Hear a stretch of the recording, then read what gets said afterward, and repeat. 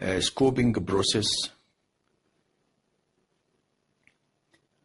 It is also to document the working agreement between two parties. It make expectation clear and agreed upon for both whomever will be involved in the turnaround, with some details, with some expected outcome, and should anticipate with potential machinery inspection, maintenance needs, any changes required, any upgrade needed within the next few years. So scope initiation is the process of formally recognition the need to carry out the turnaround project.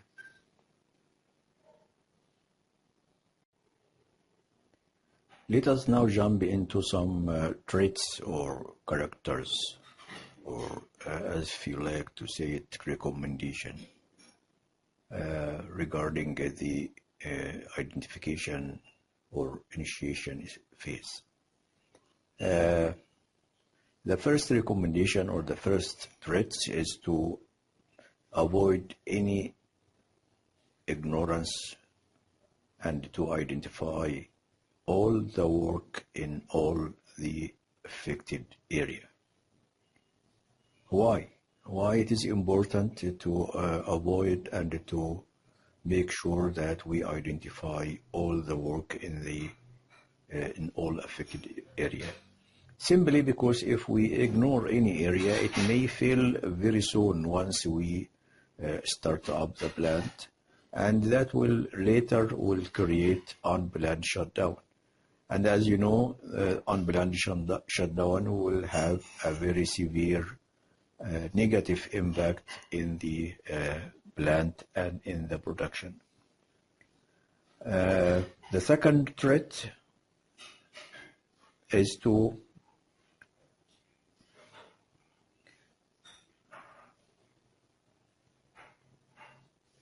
don't restrict the shutdown scope in the beginning. Don't restrict the shutdown or the turnaround scope in the beginning or in the initiation phase. Shutdown often comprise a higher proportion of unplanned work, and it can be difficult to predict exactly what will be required after the equipment is inspected or dismantled, especially if it is the first time we dismantle this equipment, so we don't have a background information what it required and what the actual scope requirement. So that's why we should not restrict the scope in the beginning. We should have some flexibility to tolerate if there is any additional or add-on activities might be required. Of course, this is especially if the equipment is dismantled in the first time. However, once the equipment has been dismantled before or shutdown has been done before for the same equipment, many of these unpredicted or unplanned activity will be explored and will be able to identify and actually will be prepared for.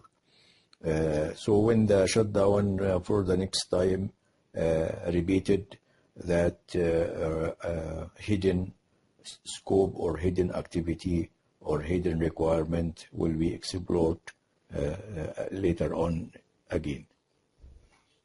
The third threat is to identify the work in advance, even if whatever work identified, if the required resources for this work will not be available to do the work during the upcoming shutdown. This is actually help to predict for the future. Some future shutdown will provide another opportunity to perform that work if we're not able to perform it this time. And also we might have a chance and additional resources coming from subcontracting. And this is very common in shutdown and turnaround. We might have, in some situation, the number of man hours and the number of people on site may grow even by 200% or even 300% during the shutdown. That's why we should not limit the work in advance. After we recommend some traits for the initiation and identification phase, and after we create our work scope, it's better now to prepare a sort of work list. And the work list will be considered as a natural starting point for any planning effort. Normally this list is usually few pages long. So the development of this work list, we might use the expression preliminary work list because it might be refined later on. So the preliminary work list is the first stage in the scope development life cycle. We should never wait until the final list is approved or the final version of the work list is approved. Otherwise, we will not have sufficient time to do planning, our effort planning for the turnaround and shutdown. So it is better to modify early work list or preliminary or estimated work list and schedules, then to wait and try to account for and plan for any additional modification. That will be better than to be in a hurry in a few days before the shutdown. The work list starts by collecting all known turnaround related items, and of course it comes from different lists and from different area and from different parts of the organization. During work list preparation, it is recommended to identify all the known or desired work to be included in the turnaround scope, plus a brief statement describing the amount of inspection and repair work and the amount of work required, and also required or recommended to list all the process equipment and the tools required. This is just an example of an item in the list. As we see in that heat exchanger maintenance example, it is just a brief scope, and that brief scope description will be detailed later on in the work order. Of course, when it is detailed, it will include the estimation time, the duration, the work resources requirement, the manpower required for every step, whatever tools, whatever additional support, scaffolding, blinding, testing, whatever scaffolding for removing and the final clean up of the area. All these details will be included later on in the scope detailed. The work list can be categorized and itemized, including, for example, manufacturing equipment, equipment needing a repair, static equipment, rotating equipment, leaking valves, BSV, inspection requirement, equipment due for inspection, equipment needing to be cleaned, or if equipment is subject to regulatory compliance items. And the scope categories can be grouped in different categories, including as we suppose here, 4 levels, and these levels are based on the turnaround and shutdown objectives. This is just a sample of categories, and every industry and every facility can create their own categories levels. Here we use 4 categories. Level number 1, which cover safety, environment, regulatory, integrity items. Level number 2, items requiring shutdown to ensure uninterrupted run until the next scheduling turnaround timing.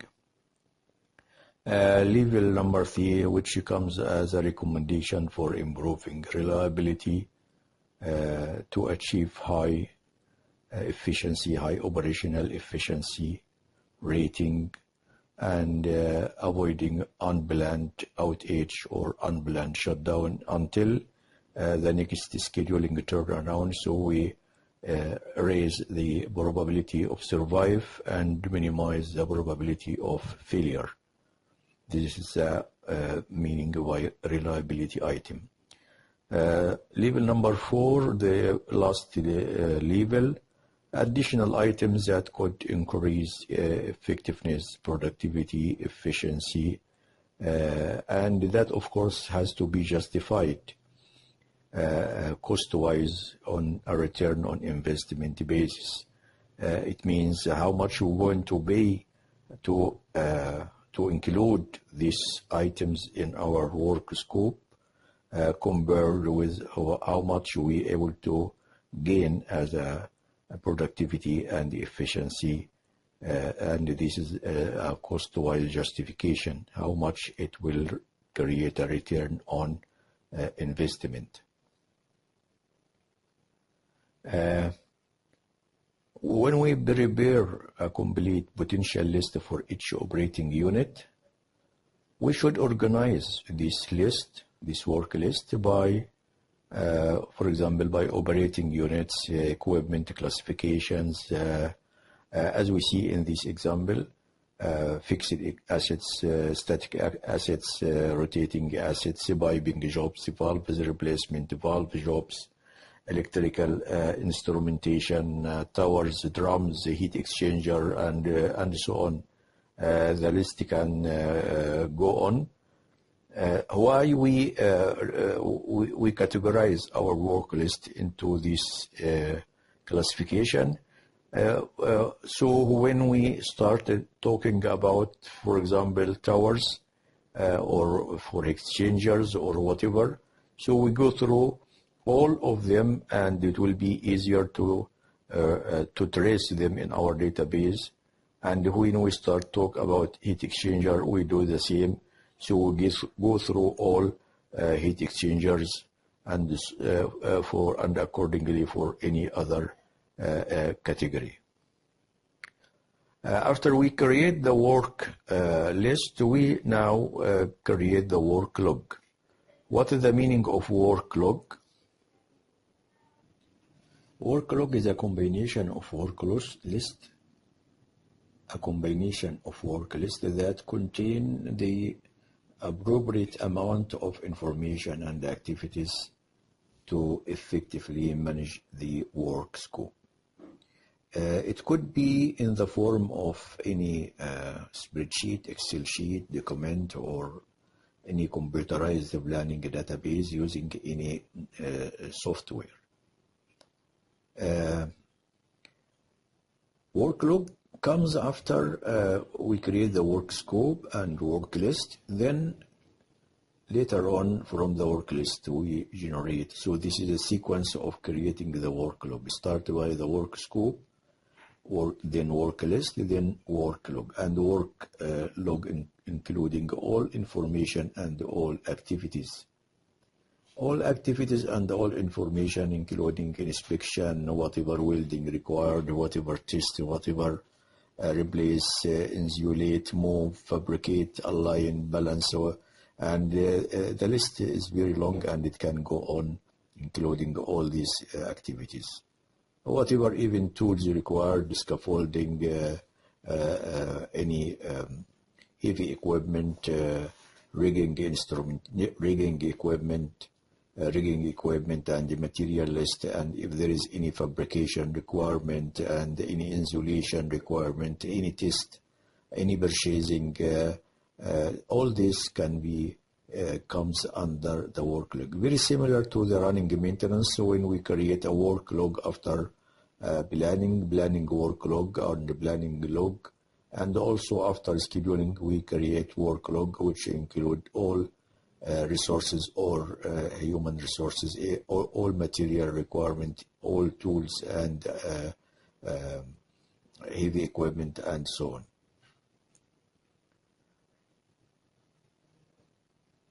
What is the benefit of this procedure? What is the benefit of creating work scope, then work list and work log?